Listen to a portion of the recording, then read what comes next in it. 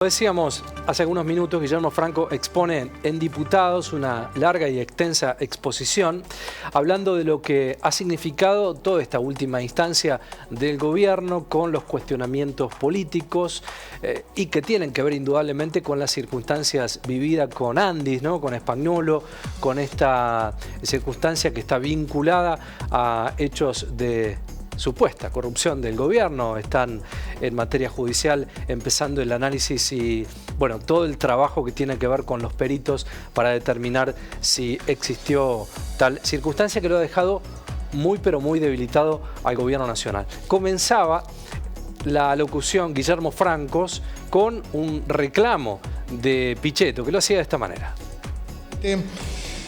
Antes quería manifestar que, señor jefe de gabinete, las respuestas arribaron hoy a las 7 de la mañana. La verdad que el Congreso requiere mínimamente un análisis un poco más detenido de cada una de las respuestas que da la jefatura de gabinete. Muchas de ellas muy endebles y con falta de contenido. Digo, para la próxima, por lo menos a la tarde del día anterior, doctor Francos, con todo respeto se lo digo, 7 de la mañana llegaron las respuestas hoy. Sí, diputado. Sí, señor jefe de gabinete. ¿El micrófono? No, por supuesto, diputado Pichetto, que son muchas las preguntas y trabajamos con varios equipos para hacerlas llegar. Por suerte llegamos a las 7 de la mañana. Y también, por suerte, usted tuvo tiempo para analizar que eran endebles, quiere decir que las pudo leer, por lo menos. Bueno, trataremos la próxima de llegar con mayor anticipación, estoy de acuerdo con usted. Bueno, así arrancaba, ¿no? Un poco estas chicanas, esta circunstancia que lleva mucho tiempo en Diputados con la exposición del jefe de gabinete Guillermo Francos. Y la circunstancia en el devenir del andar de estos cuestionamientos también empezó a tener algunas respuestas irónicas respecto a lo que había dejado la oposición con lo que toma el gobierno. También dice Francos que en 2023 respecto a la oposición le habían dejado una inflación del 211%. ¿Acaso eso no era cruel? Respondiendo un poco a las circunstancias que lo vinculan con la poca empatía, ¿no?, que tiene el gobierno con el de a pie a partir de las circunstancias que han sucedido. Vamos a escucharlo. Por eso resulta completamente indignante que ahora se disfracen de escoltas de la moral y nos reclamen obra pública, infraestructura y aumentos para cada sector social cuando ellos mismos abandonaron a los jubilados licuándoles el 30% de su ingreso en el último año de gestión. Otorgaron pensiones por discapacidad irregulares e infundamentadas, aumentando el número de beneficios un 1.418% desde el 2003 y dejando el nomenclador con un atraso del 118%. Porque les recuerdo que la inflación del 2023 fue del 211% y el nomenclador lo actualizaron solo el 93%. ¿Eso no era cruel? Bueno, allí tenía, ¿no? Es sabido que Francos tenía ya el cronograma y el esquema de las consultas y con eso también fue elaborando de alguna manera las respuestas para estas circunstancias, ¿no? En un momento político, lo decíamos en la apertura, muy sensible de la Argentina. En un momento de su locución manifiesta una frase que también ha sido recordada por muchos medios de comunicación, que es esto también polémico que manifiesta Francos, que el gobierno de Milei sacó de la pobreza a 12 millones de argentinos en un ida y vuelta allí con la diputada Vilma Ripoll. He escuchado, primero le voy a contestar casi en conjunto, digamos, a los diputados de la izquierda. Yo creí que cuando hacían así hablaban de los votos que sacaron en Bolivia. Pero no. Después, esa fue mi primera interpretación, que era el porcentaje de votos que sacaron con Evo Morales y compañía en Bolivia. Pero no importa. Ahora entiendo, por la explicación que dieron después, entiendo a qué se refieren. Bueno, lo entendí ahora. A la diputada Ripoll A la diputada Ripoll le quiero decir, ella hacía juicios sobre que este gobierno trabajaba para los ricos. Como expuse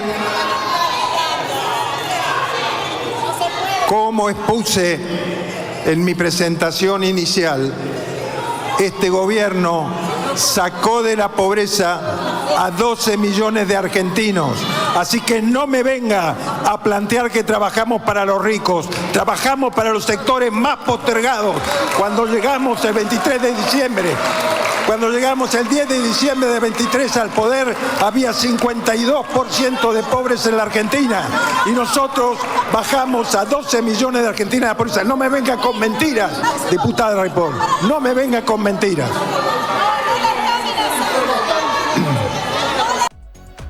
Bueno, momentos tensos son parte de las circunstancias que se han ido viviendo en diputados respecto a las consultas que se hacían y las chicanas, ¿no? Indudablemente entre la oposición y el oficialismo, todo con una línea de tiempo que es el 2023, ¿no? Lo que dejó Alberto Fernández, básicamente que el enemigo común que tiene hoy Libertad Avanza y el resto de la política es el kirchnerismo, ¿no? Se identifica básicamente por ahí. Hay que ver también las mitades de verdades, ¿no?, que se hablan en estas circunstancias. Hay recortes en ambos, ¿no?, en el oficialismo y en la oposición, que trabajan con estas circunstancias de acuerdo, bueno, al lugar que les toque estar. Es cierto que la Argentina venía de circunstancias económicas y viene de circunstancias económicas muy complejas y que en estos casi 2 años es difícil reconvertir.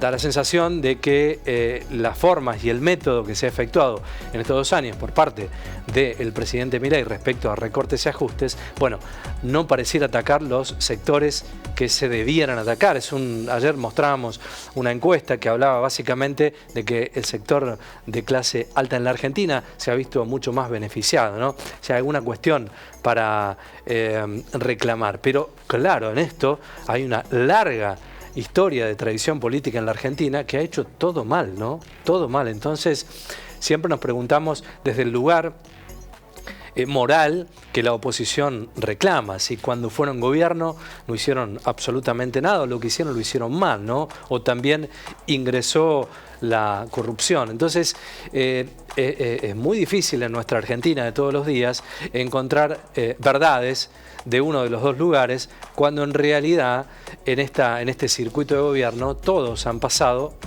por el poder. Es cierto que el peronismo ha tenido mucho más vigencia en todos los tiempos. Se coló el tema del apellido Menem, ¿no? Que está vinculado a la corrupción. Se ha hablado mucho en estas últimas semanas respecto a los entornos, respecto a qué puede pasar con los Menem en el gobierno, ¿no? Se hablaba de alguna circunstancia que tiene que ver con que, bueno, el gobierno tiene que sacrificar a alguna persona de su riñón interno a partir de este escándalo último que tenemos en Andis, en la Agencia Nacional de Discapacidad. Pueden ser los Menem. Bueno, allí estuvo el diputado Carlos D'Alessandro de San Luis hablando de este tema. Vamos a escucharlo. Que después surgió como presidente de la Cámara de Diputados el doctor Martín Menem, y que ese apellido Menem viene vinculado a todos los hechos de corrupción que enfoca directamente sobre el presidente Javier Milei, desgasta la imagen de este gobierno, no solamente por el pedido de coima que dejó trascender el doctor Spagnuolo, donde se sube las coimas del 5 al 8%, sistema aceitado, y que aparentemente esas grabaciones venían de hace más de 8 meses, sino también el problema de corrupción que se ve en otros lados, como por ejemplo los contratos de Banco Nación asignados a la familia Menem, donde la obra social intervenida de Osprera también se ve vinculado a Lule Menem en determinados hechos de corrupción que están siendo investigados en la justicia, facturaciones de un socio del doctor Menem, presidente de la Cámara de Diputados. Mi pregunta es sencilla, señor. ¿Usted piensa que si no hubiésemos puesto a Martín Menem como presidente de la Cámara de Diputados no hubiésemos evitado estos hechos de corrupción? Muchas gracias. Bueno, quien estaba allí era el presidente de la Cámara de Diputados, Martín Menem. Es una ronda de preguntas de muchos diputados, se agrupan y luego Francos empieza a responder. No es un ida y vuelta por la dinámica y por los tiempos y por la cantidad de preguntas que tienen. Bueno, se iba a meter este tema que tiene que ver con los audios, ¿no? En las consultas, en la pregunta, la oposición estaba expectante respecto a esta situación. Franco manifiesta que se ha orquestado una operación política, ¿no? Es parte de lo que el gobierno manifiesta en la voz de Guillermo Franco, el jefe de gabinete de ministros. Vamos a escucharlo. Mientras que el Congreso Nacional sancionaba una ley de emergencia en discapacidad que implica el despliegue de recursos económicos que el Estado hoy no dispone, se orquestó una operación política divulgando unos supuestos audios del ex titular de la Agencia Nacional de Discapacidad. Que quede claro, tanto la aprobación de leyes que demandan recursos que quiebran el equilibrio fiscal, como la difamación de funcionarios con acusaciones no fundamentadas, forman parte de un mismo patrón. El accionar de un pequeño grupo de personas que en esta nueva Argentina ya no tiene lugar.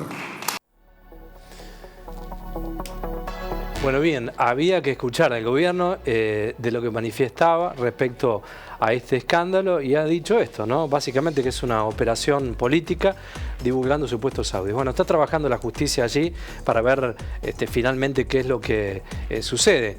Es una instancia que continúa, que vamos a seguir analizando a lo largo de toda la tarde en toda nuestra señal de noticias. Pero dejamos para el último este papelón, ¿no?, de Lemoyne en diputados, cuando Pagano estaba pidiendo la palabra, esta política que uno no quiere ver, no quiere identificarse. Uno imagina diputados con una impronta de trabajo mucho más específica en potenciar la estructura productiva de nuestra Argentina, en ser proactivo, no las ridiculeces, ¿no?, que hace Lemoyne habitualmente en un recinto tan sagrado, ¿no?, como la Cámara de Diputados, haciendo papelones como esto. Mirá. Le recuerdo que tengo 3 minutos, digo, para que no la pifiemos con los tiempos.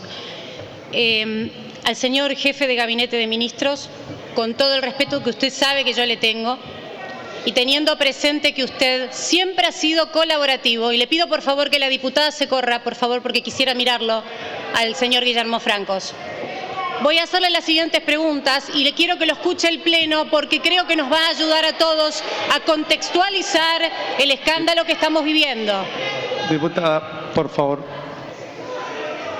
Le pido por favor al Pleno que no entre en el juego de levantar la sesión. Gracias. Muy bien. Guillermo Francos, señor jefe de gabinete, solicito por favor que usted nos conteste.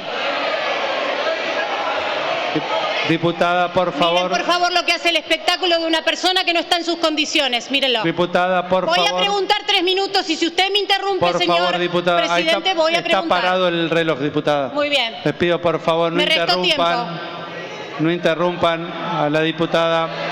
Diputada Lemoyne, por favor. Le pido, tome asiento. Por favor, diputada, gracias. Continúe, diputada Pagano. Con el respeto que... Bueno, una vergüenza, ¿no? Una vergüenza, un papelón. Quedaron ahí al límite de llamar a un cuarto intermedio. Esta es la política que uno no puede aceptar las chicanas, las discusiones, que también es parte del juego político, pero estas cuestiones que se repiten continuamente son de carácter ya intolerable, ¿no? Es una circunstancia, son representantes del pueblo, ¿no? Nada más y nada menos. Bueno, allí está, ¿no?, el jefe de gabinete Guillermo Francos en diputados. Seguramente a lo largo de la tarde y también en el conversatorio vamos a analizar otros cortes, ¿no?, respecto a esta circunstancia, de esta herramienta constitucional muy importante que tiene la política, que es la exposición allí en la Cámara de Diputados.